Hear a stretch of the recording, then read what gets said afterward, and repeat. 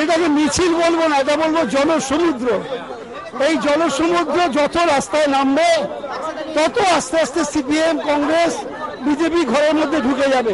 কারণ এই জনসমর্থন এর আগে এইভাবে কোন রাজনৈতিক নেতা রাস্তায় নামেনি। মমতা বন্দ্যোপাধ্যায় প্রথম, এবং এইভাবে আরো উনি হাঁটবেন, আরো রাস্তায় হাঁটবেন। যেদিন শেষ করবেন সেদিন নিশ্চিহ্ন হয়ে যাবে পশ্চিমবাংলার বুক থেকে কংগ্রেস, সিপিএম এবং বিজেপি হিসেবে। পশ্চিমবাংলায় মমতা বন্দ্যোপাধ্যায়ের নেতৃত্বে যে পরিমাণ আসন পাবো অতীতে কখনো কোনো দল পায়নি। এইটা দিদিকে দিয়ে আমি অনেকগুলো জায়গায় দিদির সাথে গেছি। কালকে হাওড়ায় করেছি, তার আগে ইকবালপুর হয়েছে, শিলিগুড়ি হয়েছে, বিভিন্ন জায়গায় হচ্ছে।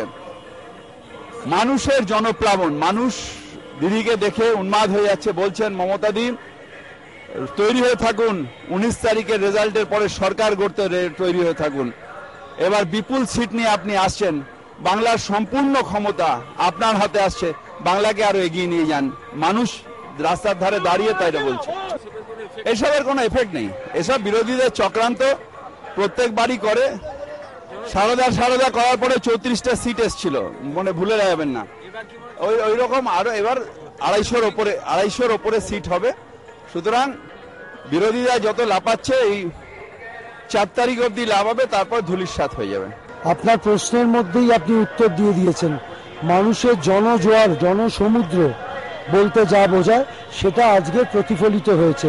মানুষই এই সারদার জবাব দিয়ে দিয়েছে। যে সমস্ত রাজনৈতিক দল বলে যারা মনে করে নিজেদের, যারা রাজনৈতিক লড়াই করলে আমরা সাধুবাদ জানাবো, যে কোনো ধরনের লড়াইতে আমরা প্রস্তুত, কিন্তু এইসব চক্রান্ত বাংলার মানুষ সহ্য করবে না।